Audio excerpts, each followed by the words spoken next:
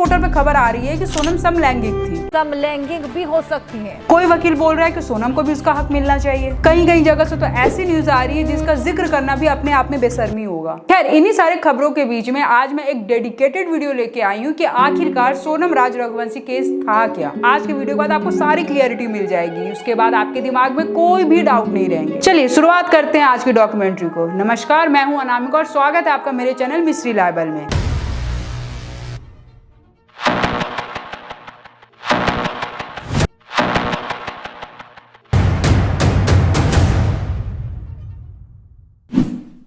तारीख थी 15 मई के आसपास की, जब सोनम और राजा की शादी हुई थी। इसके 7 दिन बाद सोनम और राजा हनीमून के लिए मेघालय जाते हैं। तारीख थी 20 मई की, जब सोनम और राजा हनीमून के लिए मेघालय निकलते हैं। 20 मई को सोनम और राजा आसाम के गुवाहाटी में रुकते हैं। माँ कामाख्या के दर्शन करने के बाद 21 मई को सोनम और राजा मेघालय के लिए निकलते हैं। 21 तारीख को मेघालय के शिलोंग पहुंचते हैं और वहीं पे स्टे करते हैं। लगभग एक दिन रुकने के बाद अगले दिन सोनम और राजा मेघालय के चिरापुंजी पहुंचते हैं। अभी चिरापुंजी के एक होम स्टे में रुकते हैं और उसके बाद वहाँ पे वो लोग प्लान बनाते हैं अलग अलग जगह जाने का। इसके बाद ये लोग डिसाइड करते हैं कि ये लोग जाएंगे नॉन ग्रेड गांव में। अब ये जो गांव है ये बहुत ही सुंदर गांव है, इसलिए इन्होंने डिसाइड करा था कि ये इस जगह पे विजिट करने को जाएंगे। अब यहाँ के गांव के लोगों को ना ही ज्यादा हिंदी आती है और ना ही ज्यादा इंग्लिश आती है, इसलिए यहाँ के लोकल गाइड को ले लेते हैं कि इनको कोई कंफ्यूजन ना हो या ये कहीं गुम ना जाए। फिर आता है 23 मई का दिन, जब 23 मई को ये होम स्टे से चेकआउट करते हैं और फिर घूमने निकलते हैं। लेकिन इसमें सरप्राइजिंग फैक्ट ये थी कि इस बार इन्होंने कोई भी लोकल गाइड नहीं किया था। ये बहुत ही अनयूजुअल सी चीज लग रही थी, क्योंकि इस गाँव में ऐसे कई सारे जगह थे जहाँ पे आप घूम सकते थे। खैर, 23 मई को 2 बजे के करीब सोनम की बात सोनम के साथ से होती है। हेलो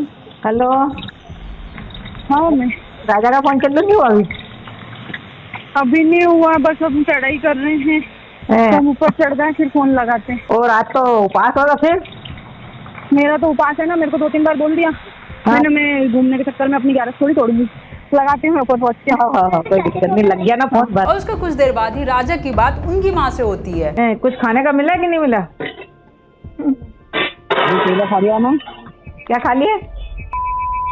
अरे अभी केले खा रहा हूँ, अभी हाल पहुँचा हूँ, अब यहाँ से निकलूंगा। क्या क्या देख रहे थे? नहीं चलता, नेट नहीं चल रहा। अरे नेट नहीं चल रहा, नेट चालू हुआ नेट नहीं चल रहा आपको। ये आखिरी बात थी जब राजा की बात उनकी माँ से हुई थी। उसके बाद इन दोनों के ही फोन स्विच ऑफ हो जाते हैं। एक दिन तक उनके फैमिली को ये चीज बहुत ही नॉर्मल लगी कि हो सकता है कि पहाड़ी वाली जगह है तो वहाँ पे नेटवर्क नहीं मिलते होंगे। लेकिन अगले दिन भी जब सोनम और राजा की उनकी फैमिली से कॉन्टेक्ट नहीं हो पाई तो ये चीज थोड़ी सस्पेक्टिव लगी। तुरंत ही राजा की फैमिली एक्टिव हो जाती है और 26 मई को राजा की फैमिली मेघालय पहुंच जाती है। राजा की फैमिली मेघालय गई और वहां जाके उन्होंने FIR कराया कि राजा और सोनम गुम गए। इसके बाद मेघालय पुलिस जांच में जुट जाती है और इसके बाद 28 मई को मेघालय पुलिस को 2 बैग मिलते हैं। ये कोई खास सुराग नहीं थे, लेकिन मेघालय पुलिस को ये बात समझ में आ गई थी कि कोई बड़ा क्राइम हुआ है। अब जैसे ये खबर लोगों के सामने आई, लोगों का गुस्सा फूट पड़ा। लगभग पूरे देश में एक ये आउटरीच का माहौल हो गया था।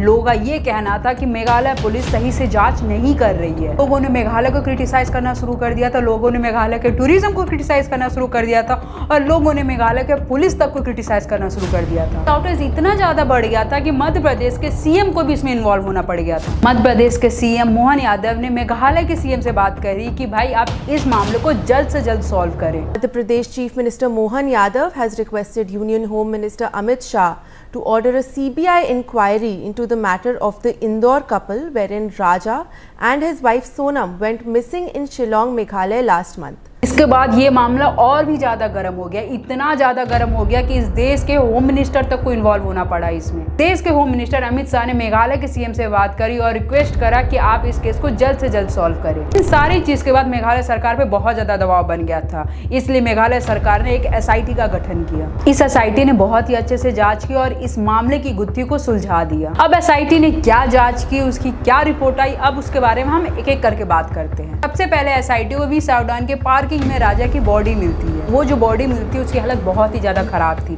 लेकिन हाथ में राजा के नाम की टैटू थी, इस वजह से वहाँ की पुलिस ने उसे पहचान लिया। इसके बाद SIT अपने जांच में आगे बढ़ी। उस जांच में उनको एक स्कूटी मिलती है जो घटना स्थल से काफी दूर खड़ी रहती है। इसी बीच पोस्टमार्टम की रिपोर्ट भी आ जाती है कि जो राजा की हुई है वो किसी धारदार हथियार से हुई है। अब जैसे राजा की खबर लोगों के बीच में आई, उसके बाद लोगों के बीच में सोनम के लिए सिंपैथी भी होने लगी कि भाई सोनम का क्या हुआ। एसआईटी अपने जांच में लगी हुई थी और एसआईटी को जांच के दौरान एक नया चाकू मिलता है। अब जो एसआईटी को चाकू मिला था वो एकदम नया था और इस तरीके का चाकू मेघालय में कम ही लोग इस्तेमाल करते थे। जिसके बाद एसआईटी को एक के बाद एक सुराग मिलते ही चले गए, जो मैं आपको एक एक करके बताऊंगी। सबसे पहले एसआईटी को सोनम की जैकेट मिलती है। एक्चुअली जब एसआईटी सीसीटीवी की जांच कर रही थी तो सोनम यही जैकेट पहनी हुई दिखी गई थी। इसके बाद एसआईटी ने लोकल गाइड से पूछताछ की, जिसमें से एक गाइड जिसका नाम एल्बर्ट था, उसने पुलिस को बहुत ही अहम सुराग दिया। एल्बर्ट ने पुलिस को बताया कि जब सोनम और राजा घूम रहे थे तो उनके साथ 3 लोग और थे। 23rd, I saw him on the middle way. It's not middle, थोड़ा नीचे. I don't talk with them. I saw him with Raja and 3 people. He go together and Sonam Raghuvanshi, he came behind. जैसे ये चीज़ police को पता चली, police का पूरा शक सोनम पे जाने लगा, लेकिन एसआईटी ने इस चीज़ को बिल्कुल भी पब्लिक को नहीं बताया। एसआईटी अंदर ही अंदर जांच कर रही थी और सोनम की कॉल रिकॉर्ड निकाल रही थी। कॉल डिटेल निकालने के बाद एसआईटी को ये पता चलता है कि सोनम ने 250 बार बात करी थी राज कुशवाहा नाम के एक लड़के से। अब ये राज कुशवाहा कौन है, तो चलिए इसके लिए हम इसके थोड़े बैकग्राउंड में चलते हैं। राज उसी कंपनी में काम किया करता था जिसके मालिक सोनम के पापा थे और सोनम भी उसी कंपनी में एचआर के तौर पर काम किया करती थी। कॉल डिटेल्स निकलने के बाद ये चीज़ पता चली कि इन दोनों के बीच में आधा 1-1 घंटे की बात हुआ करती थी। इसके अलावा सोनम ने अपनी लास्ट लोकेशन भी राज कुशवाहा को शेयर की थी। ये चीज़ काफ़ी थी एसआईटी को तार जोड़ने के लिए और एसआईटी अपने जांच में जुट गई। तकरीबन 45 से ज़्यादा सीसीटीवी कैमरों की जांच हुई, कई चीज़ को सर्विलेंस पे लिया गया। इसके अलावा कई लोकल लोगों से भी पूछताछ की गई। इसी बीच एक सीसीटीवी फुटेज एसआईटी को मिलती है जिसमें सोनम 3 लड़कों के साथ देख। इसके बाद एसआईटी को यकीन हो गया था कि सोनम ने ही राजा की हत्या का षड्यंत्र रचा है। जांच के दौरान ही एसआईटी ने सस्पेक्ट के तौर पे मध्य प्रदेश और उत्तर प्रदेश से बाकी के 3 लोग को गिरफ्तार कर लिया और इस चीज की खबर पब्लिक में नहीं आने दी। जब इन तीनों को गिरफ्तार किया गया तो सोनम ने भी अपने आप को सरेंडर कर दिया। अब सोनम ने ओपनली अपने आप को सरेंडर नहीं किया था, एक तरीके से दबाव में करा था। अब इसके पीछे की क्या कहानी है, चलिए अब उसको समझ लेते हैं।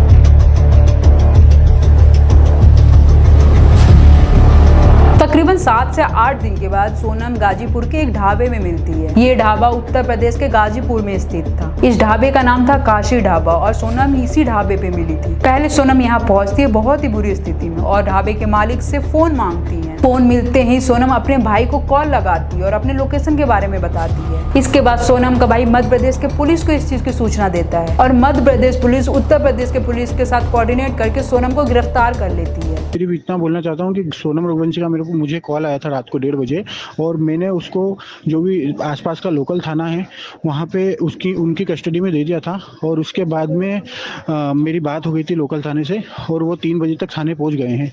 अब सोनम का यहाँ पे ये कहना था कि उसको नहीं पता कि वो यहाँ पे कैसे पहुँच गई है। इनफैक्ट सोनम का यहाँ पे ये कहना था कि उसको पता ही नहीं है कि उसके साथ क्या हुआ है। लेकिन इसी बीच एंट्री होती है उजाला यादव की। उजाला यादव वो लड़की थी जो सोनम के साथ बस में बैठ के आई थी। सोनम ने उजाला से पानी मांगा था और अपने मुंह को धोया था और उसी बीच उजाला ने सोनम के फेस को देखा था। अब जैसे ये खबर न्यूज में आती है कि सोनम को गिरफ्तार कर लिया गया है, वो खबर उजाला भी पढ़ती है। अब उजाला तुरंत के भाई को कॉल करके बताती है कि सोनम झूठ बोल रही है। सोनम उन्हीं के साथ बस में बैठ के आई है और उनको सब पता है कि वो किस तरीके से गाजीपुर आई है। और काफी लोग गाजीपुर में दौड़ रहे थे।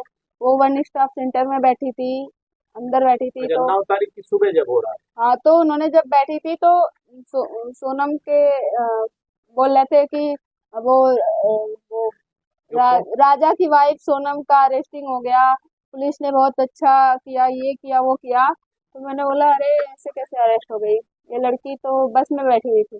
तो मैंने तुरंत नंदगंज में, लोगों ने बोला नंदगंज थाने में, फिर साहिल एक था ढाबा वाला, काशी ढाबा का, तो मैंने उसको बोला कि मतलब मैंने उसको देखा तो मैंने बोला अरे ये तो यात्री रास्ते वाला है dhaba.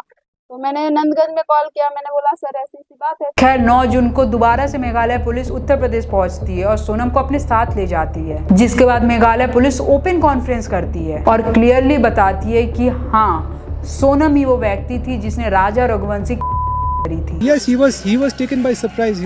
The first hit was from Vicky and it was I think it was a very hard hit because it used, I think 2 hands it used for that hit. Sonam was there when this happened and all that, and Sonam had already given a signal to them just before the parking lot that they should finish the job. अब आप यहाँ पे ये सोच रहे होंगे कि आखिरकार सोनम ने सरेंडर क्यों करा।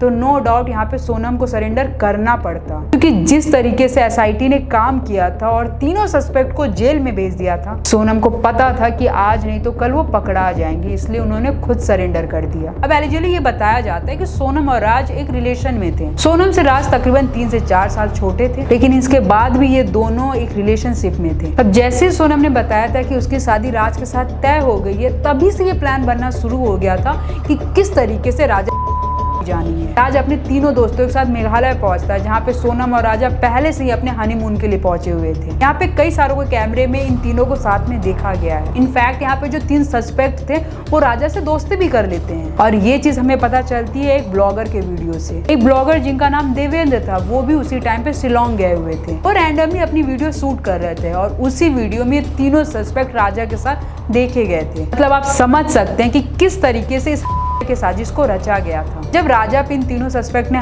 करा तो उन तीनों में से 2 सस्पेक्ट पीछे हट गए थे। उनका ये कहना था कि वो अब राजा को नहीं, लेकिन सोनम ने उनके ऊपर दबाव बनाया कि वो उनको बहुत ज्यादा पैसा देगी, तो पैसों के लालच में उन दोनों ने उनको कर दी। आज के डेट में भी लोग अपने माँ बाप से नहीं कह पाते अपने शादी के बारे में, लेकिन हत्या की साजिश रचने की पूरी हिम्मत उनमें आ जाती है। आज अगर सोनम वाकई में अपने माता पिता से इस चीज के बारे में बात कर लेती तो आज कितनी सारी जिंदगियां बच जाती। आज राजा भी जिंदा होते, राजा का परिवार भी खुश होता, राज भी जेल में नहीं जाता और सोनम भी जेल में नहीं जाती। लेकिन इन लोगों का ना बोलना कितने ही परिवार को बर्बाद कर गया, ये आप लोग के सामने है। खैर, आज की वीडियो के बाद आपको सारी चीज क्लियर हो गई होगी कि आखिर में कहानी क्या थी। अब अगर आपको ये डिटेल वीडियो पसंद आई हो तो इस वीडियो को लाइक जरूर करें। बाकी कमेंट करके अपना ओपिनियन जरूर दें, क्या सोनम को ये चीज करनी चाहिए थी। बाकी मिलते हैं नेक्स्ट वीडियो में नए टॉपिक के साथ। जय श्री महाकाल।